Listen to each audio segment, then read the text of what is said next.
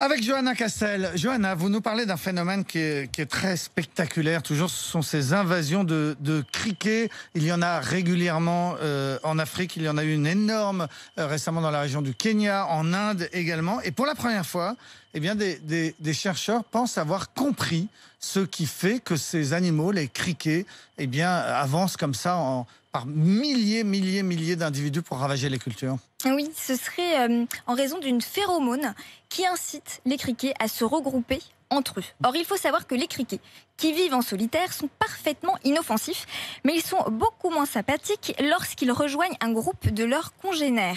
Là, ils passent carrément du côté obscur de la nature, puisqu'en groupe, ils changent de comportement et se mettent à ravager les cultures. Au Pakistan, par exemple, des essaims de plusieurs millions de criquets ont dévoré près de la moitié des récoltes de blé, de bananes, de mangues, et des millions d'habitants sont menacés d'insécurité alimentaire.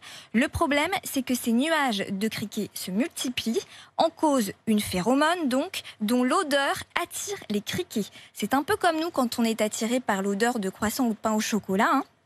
Il est très facile de succomber à la tentation. Et bien pour les criquets, c'est pareil.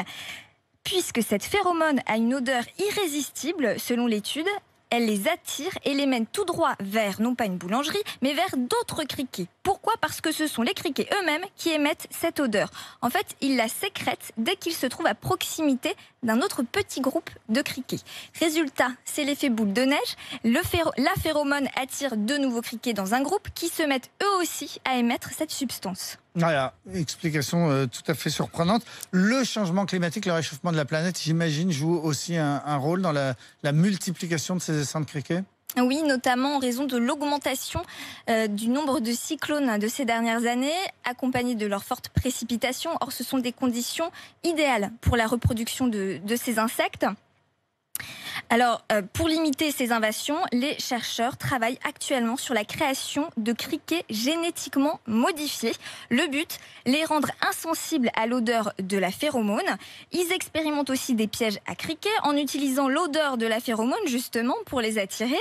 Donc, des pièges et pourquoi pas aussi ensuite les commercialiser dans le reste du monde en guise d'alternative aux protéines animales puisqu'ils sont très protéinés.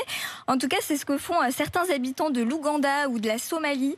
Ils mangent les criquets qui ont dévoré leur culture. Bon, c'est pas forcément très tentant à l'heure du petit déjeuner, mais on ferait d'une pierre deux coups en limitant les invasions de ces criquets, mais aussi en diminuant notre consommation de viande. Objectif Terre, la chronique environnement, tous les matins sur RMC.